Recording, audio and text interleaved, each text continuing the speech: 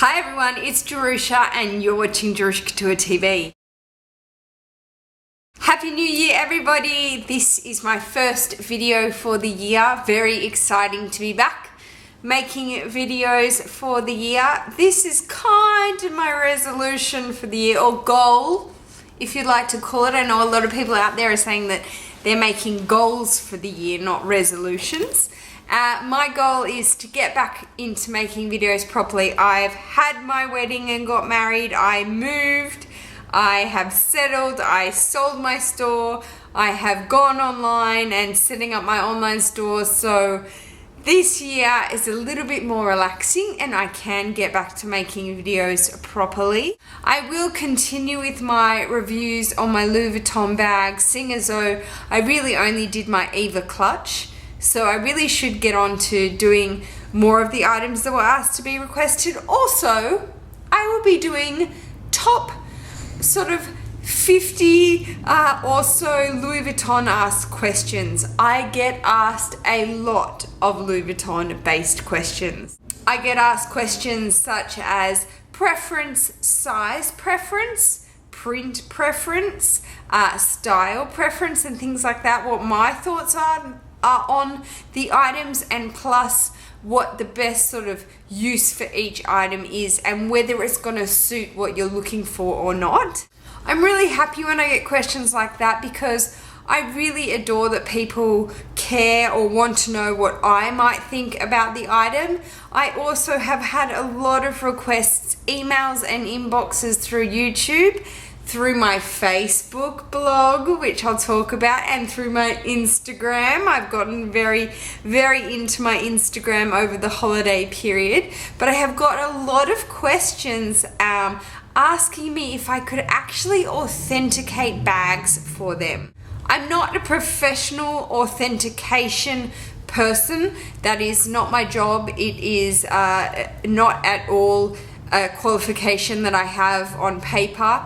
But I have gone ahead and helped maybe 2 or 3 of my friends and colleagues with authenticating. You know, in a team sort of effort between that person and myself, we go over points and work out if they're happy to go ahead and purchase the item. All you guys know that follow me on my Facebook blog, it is just sort of a daily, weekly style fashion blog that I do. It's my blog style with Jerusha. I just whip stuff up on my iPad there and put things up that I like or that I'm interested in. Sometimes I put up what I'm selling.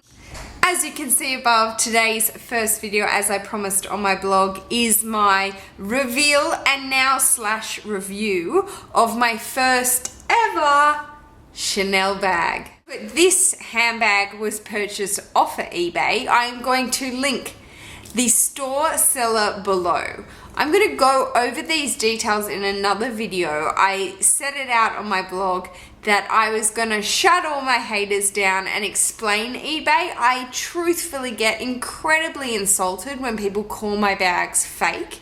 It's incredibly hurtful, especially for people like myself, BJ Taylor 02, Hello Bean Me, The Luxe Babe. We all collect luxury items, and I think to be called fake and counterfeit supporting is absolutely just horrible. It's not true at all. The type of research that not only myself, but I'm sure all of us out there, I know my friend BJ Taylor, she can completely agree, and Gigi out there, X-Ray Gigi, I love you too so much. You can both agree that we put in a lot of effort when we're researching these items, especially on eBay. eBay truly have authentic consignment stores. These are their secondary consignment stores to their standalone shops.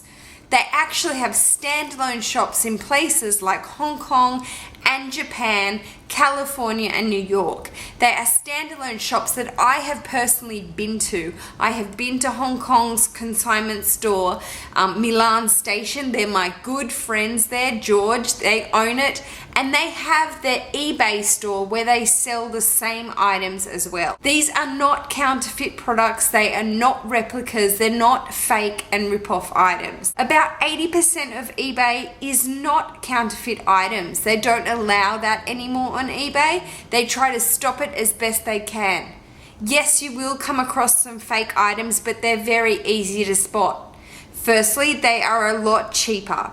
And on top of that, a proper consignment store has eBay protection. So they have a bestseller icon at the bottom of their store, which is a trophy type ribbon, which you'll see. I'm going to put it in right now. So that's the icon that you look for when you go looking through the all different stores. I'm going to go in another video and explain this a lot deeper because it really does upset me when I hear people calling my items fake. I'm going to make a video based on eBay just to help everybody out there on how to finding great authentic luxury brand items. So with much research, probably about 6 months it took me to research this bag. I knew my budget and I knew how much I wanted to spend, and I was completely happy with it being well vintage. Getting into it, my eBay listing looked something like this. So there it was there. That's what it looked like when I was looking it up. I knew that I wanted to try and get the most for my money. So I saw that the listing was very inclusive. It included an authenticity card. It included a dust bag and the box. As I have said before in my review of the Eva clutch, this is equity. Having the boxes is really such an extra in purchasing these luxury items. Inside the box, it came with its dust bag.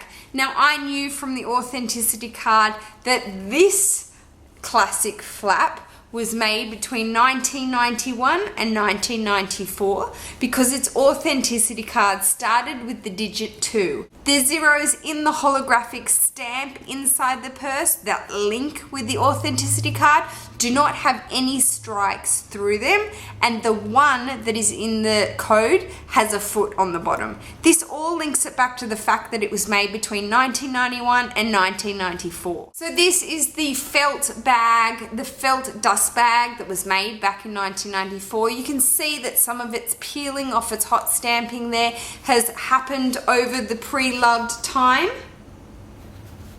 And here is my baby.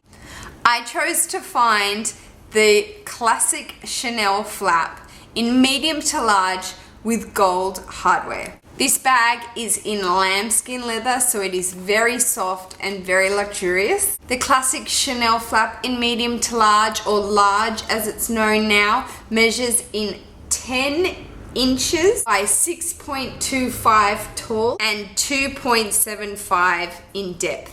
The beautiful iconic features of this classic Chanel flap is of course its quilted leather stitching finish, an arched front flap, and an interlocking CC front spring-loaded lock. What I mean by spring-loaded is that when you get the item and you feel turning this lock, you will feel the spring push back and then release when it hits the opening angle. You can see that there is a stamp, a little square stamp.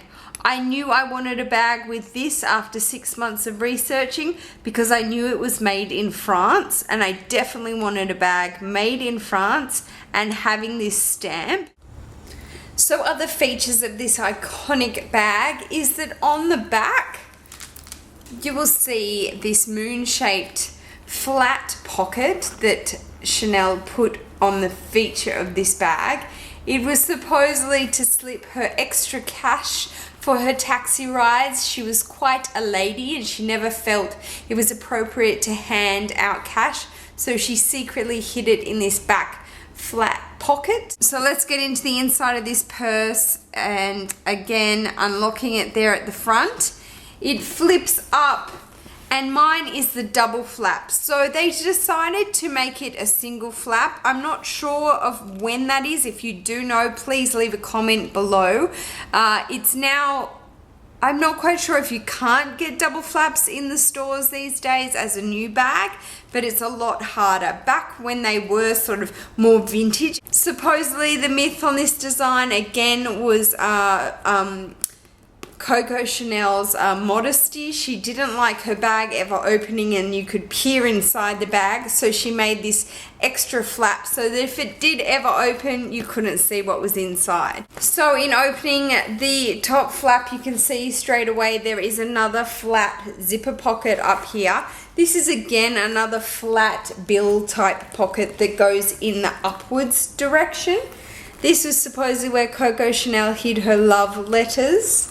She was quite the modest type lady. As you can see here, which reveals my lining, you can see that it's the maroon lining inside this pocket, which leads me to the second flap.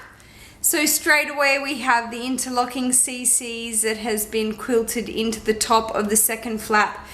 You can see the beautiful maroon lining, which is the interiors. Straight away in the front, you can see the button that holds the second flap down, and then there is another flap pocket straight away here in the front. Great for receipts or maybe a flap wallet to go in there. And then in the inside body compartment of the bag, you can see a center thin console, great to put your lipsticks in. Said that Coco Chanel put her lipstick in there. And then 1 and 2 flat pockets in there as well. A phone will not fit in there, especially an iPhone, it would stretch it out. And then you've got your dimensions down in there as quite a square sort of rectangular shaped base. It does fit a lot if you do contain it with flat items. If you don't put in big bulky wallets, it probably will only hold your wallet and cell phone. If you do get a thinner small wallet, maybe just a note holder and a couple of credit cards like a key holder from Louis Vuitton, they fit perfectly. I find it quite compact. It tends to hold a lot of my items nicely. When I did first get it, I ran around town for a couple of weeks using this as my everyday purse.